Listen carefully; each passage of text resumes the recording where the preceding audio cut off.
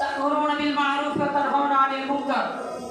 وقال تعالى: الذين إن مكناهم في الأرض أقاموا الصلاة وآتوا الزكاة وأمروا بالمعروف ونهوا عن المنكر إلى آخر الآية. صدق الله العظيم. ইসলামী আন্দোলন বাংলাদেশ আমজাদহাট ইউনিয়ন শাখার 4 নম্বর ওয়ার্ডের আজকের এই ওয়ার্ড সম্মেলনে উপস্থিত আমন্ত্রিত অতিথিবৃন্দ, অত্র এলাকার গুরুত্বপূর্ণ গণ্যমান্য ব্যক্তিবর্গ এবং আমার সামনে উপস্থিত আমজাদহাট ইউনিয়ন এবং 4 নম্বর ওয়ার্ডের বিভিন্ন পর্যায়ের মুরব্বী, শিক্ষার্থী, তরুণ এবং যুব সমাজ, সর্বোপরি ইসলামী আন্দোলন বাংলাদেশের দায়িত্বশীল সদস্য, সবাইকে কেন্দ্রীয় কমিটির পক্ষ থেকে শুভেচ্ছা এবং মোবারকবাদ জ্ঞাপন করছি। আল্লাহ তাআলা শুকরিয়া, যিনি আমাদেরকে আজকের এই ওয়ার্ড সম্মেলনে আসার, আলোচনা শোনার এবং করার সুযোগ করে দিয়েছেন। শুকরিয়াটা বলছি আলহামদুলিল্লাহ। দীর্ঘক্ষণ ধরে আলোচনা চলছে, আপনারা আপনাদের মূল্যবান সময় এখানে ব্যয় করেছেন, আলোচনা শুনছেন ধৈর্য ধরে। এই জন্য যারা আলোচনা করেছেন এবং শুনছেন সবাইকে মনের গভীর থেকে আমার শ্রদ্ধা জানাচ্ছি, শুকরিয়া জানাচ্ছি। সংগ্রামে উপস্থিতি, আমরা ঠিক যে সময়টা পার করছি বাংলাদেশের জন্য, বাংলাদেশের মুসলমানদের জন্য, বিশেষ করে গোটা বিশ্ব মুসলমানের জন্য খুবই গুরুত্বপূর্ণ এবং তাৎপর্যপূর্ণ একটা সময় আমরা পার করছি।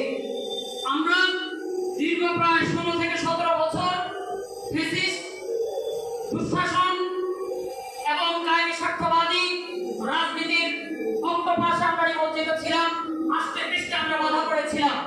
আমরা স্বাধীনভাবে কথা বলতে পারি নাই, স্বাধীনভাবে মত প্রকাশ করতে পারি নাই, নিজেদের রাজনৈতিক অধিকারের কথা বলতে পারি নাই, নিজেদের সামাজিক সংগঠনকে আমরা মজবুত করতে পারি নাই, নিজেদের পারিবারিক প্রোগ্রাম পর্যন্ত আমরা স্বাধীনভাবে করতে পারি নাই। এমন একটা দমন পীড়ন জগদ্দল পাথর আমাদের মাথার উপর চেপে বসেছিল। এরপর আমরা সচেতন হয়েছি, রাজনৈতিকভাবে, সামাজিকভাবে, অর্থনৈতিকভাবে, সাংস্কৃতিকভাবে, এবং আমাদের শিক্ষার্থীরা জেগে উঠেছে, তরুণরা জেগে উঠেছে, মুরব্বীরা জেগে উঠেছে, যার ফলশ্রুতিতে দীর্ঘ 16 থেকে 17 বছরের কায়েমি স্বার্থবাদী ফ্যাসিস্ট এদেশ থেকে বিদায় নিয়েছে। তারা লেজ গুটিয়ে পালিয়েছে। যে সময়টা আমরা পার করছি, এই সময়টা খেলায় ফেলায় নষ্ট করার সময় নয়, আবার এই সময়টা নিজেদের আখের গোছানোর জন্য নতুন করে চালাবাজি করে জনগণকে আবার নতুন করে পিষ্ট করার সময় নয়। রাজনৈতিকভাবে ঘুরে দাঁড়ানো, নিজেদের অধিকারের কথা জানানো, নিজেদের আত্মসম্মান বোধ নিয়ে একটা আত্মসম্মান বোধ সম্পন্ন জাতি হিসেবে ঘুরে দাঁড়ানোর সময়। যার জন্য আমি মনে করি বাংলাদেশের মানুষের জন্য, বাংলাদেশের মুসলমানদের জন্য এই সময়টা খুবই তাৎপর্যপূর্ণ এবং খুবই গুরুত্বপূর্ণ একটা সময়। সংগ্রামের উপস্থিতি, আমাদেরকে মনে রাখতে হবে আমাদের ইতিহাসের শুরু অনেক আগ থেকে। বিশেষ করে রাসূল করিম সাল্লাল্লাহু আলাইহি ওয়াসাল্লাম ঘুরে ধরে এক জায়গায় সমাজ ব্যবস্থায় দুনিয়াতে এসেছিলেন। রাসূল সাল্লাল্লাহু আলাইহি ওয়াসাল্লাম 63 বছরের হায়াতে 23 বছর নবুয়তি যে কর্মধারা অনুযায়ী কাজ করেছেন, যার ফলশ্রুতিতে সেই জাহিলিয়াত বিলুপ্ত হয়ে এমন একটা সমাজ ব্যবস্থা প্রতিষ্ঠিত হয়েছে যে সমাজে ইনসাফ ছিল, জুলুম ছিল না, যে সমাজে ন্যায় বিচার ছিল, মানুষের প্রতি কোন রকম সহিংসতা কিংবা বৈষম্য করার মতো পরিবেশ ছিল না। রাসূল করিম সাল্লাল্লাহু আলাইহি ওয়াসাল্লাম যে সমাজ ব্যবস্থা প্রতিষ্ঠা করেছিলেন, সেই সমাজ ব্যবস্থা এতটা বেশি ইনসাফপূর্ণ ছিল, অমুসলিমরা পর্যন্ত রাসূল করিম সাল্লাল্লাহু আলাইহি ওয়াসাল্লামের কাছে তাদের সামাজিক, রাজনৈতিক এবং অর্থনৈতিক বিবাদ মীমাংসা করার জন্য আসতো। এমন একটা সমাজ রাসূল কায়েম করেছিলেন, যে সমাজে রাসূল করিম সাল্লাল্লাহু আলাইহি ওয়াসাল্লাম মসজিদে নববীতে বসে যেমনই ভাবে নামাজ পড়িয়েছেন, মসজিদে নববীতে বসে যেমনই ভাবে তালিম দিয়েছেন, শিক্ষা দিয়েছেন, মসজিদে নববীতে বসে যেমনই ভাবে হালকা জিকির করেছেন, মসজিদে নববীতে বসে যেমনই ভাবে তালিম করেছেন, সাহাবায়ে কেরামকে শিক্ষা দিয়েছেন, তেমনই ভাবে মসজিদে নববীতে গোটা মদিনা রাষ্ট্রের নিয়ন্ত্রণ করেছেন, গোটা মদিনা রাষ্ট্রকে পরিচালনা করেছেন। অর্থনীতি কি হবে, সামাজিক নীতি কি হবে, আঞ্চলিক প্রশাসনের কাজ কি হবে, কে কিভাবে এলাকার মানুষকে শাসন করবে, এলাকার মানুষের প্রতি কেউ যদি জুলুম করে, দুঃশাসন করে, তার বিচার কি হবে, কেউ যদি রাষ্ট্রের কর কিংবা যাকাত ঠিকমতো আদায় না করে, তার ব্যাপারে পানিশমেন্ট কি হবে, প্রত্যেকটা বিষয় রাসূল করিম সাল্লাল্লাহু আলাইহি ওয়াসাল্লাম নির্ধারণ করেছেন। তিনি শাসন করেছেন, তিনি মানুষকে নেতৃত্ব দিয়েছেন, তিনি রাহবরি করেছেন। রাসূল করিম সাল্লাল্লাহু আলাইহি ওয়াসাল্লাম তিনি রাহনুমাই করেছেন। তারপর রাসূল করিম সাল্লাল্লাহু আলাইহি ওয়াসাল্লাম আল্লাহ তাআলার ডাকে দুনিয়া থেকে গিয়েছেন, আল্লাহ তাআলার সাক্ষাতে গিয়েছেন। তারপর এই ইসলাম রাজনৈতিকভাবে, সামাজিকভাবে, অর্থনৈতিকভাবে শেষ হয়ে যায়নি, পঙ্গু হয়ে যায়নি, বরং তারপর খোলাফায়ে রাশিদা প্রায় 29 বছর, 30 বছর গোটা পৃথিবীকে, বিশ্বকে ইসলামকে দিয়ে নেতৃত্ব দিয়েছেন। হযরত আবু বকর সিদ্দিক রাদিয়াল্লাহু তাআলা আনহু ইসলামী ইতিহাসের প্রথম খলিফা। তিনি যেমনই ভাবে খলিফা, তিনি যেমনই ভাবে মসজিদের ইমাম, তিনি যেমনই ভাবে আমিরুল মুমিনিন, তেমনই ভাবে তিনি যুদ্ধের পরিচালনাকারী একজন সেনাপতি, তিনি যেমনই ভাবে মসজিদে নববীতে বসা একজন রাষ্ট্র শাসক, তিনি যেমনই ভাবে একজন সমাজের কর্ম নির্ধারক। হযরত ওমর রাদিয়াল্লাহু তাআলা আনহু যার শাসন এখন পর্যন্ত এবং তার পরবর্তীকাল অস্তিত্ব পর্যন্ত গোটা পৃথিবীবাসী স্মরণ করেছে যে একজন ওমর এমন একজন ইনসাফদার ছিলেন যার শাসনামলে বাঘ এবং বকরি এক ঘাটে পানি পান করার মতো পরিবেশ তৈরি হয়েছিল। তার মানে বাঘ বকরি পানি পান করা জরুরি নয়, বরং সমাজে যারা বাঘ, সমাজে যারা বিত্তশালী, সমাজে যারা অর্থশালী, আর সমাজে যারা নিষ্পেষিত শ্রেণী, সমাজে যারা নিম্নবিত্ত শ্রেণী, যারা একই আদালতে সমুচিত বিচার পেয়েছে, তারা একজন আমিরুল মুমিনিনের কাছে নিজেদের দুঃখ কথা একসাথে শেয়ার করতে পেরেছে।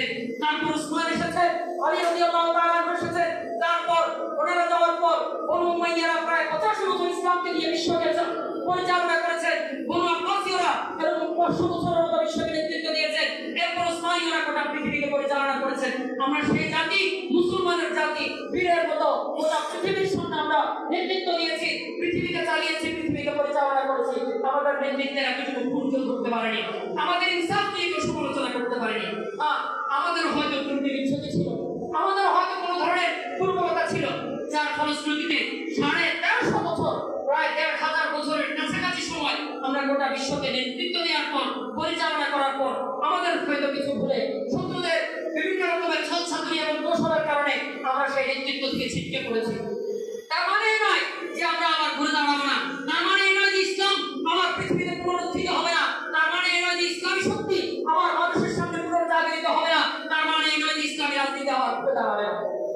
রাসূল কারীম সাল্লাল্লাহু আলাইহি ওয়াসাল্লাম যে জাহিলিয়াতপূর্ণ সমাজ ব্যবস্থায় দুনিয়াতে এসে গোটা সমাজ ব্যবস্থার রং পাল্টে দিয়ে, কালচার পাল্টে দিয়ে, চিন্তা পাল্টে দিয়ে এমন এক সমাজ ব্যবস্থা প্রতিষ্ঠা করেছিলেন যেখানে ইনসাফ ছিল, অনিনসাফের কোনো সেখানে অবস্থান ছিল না।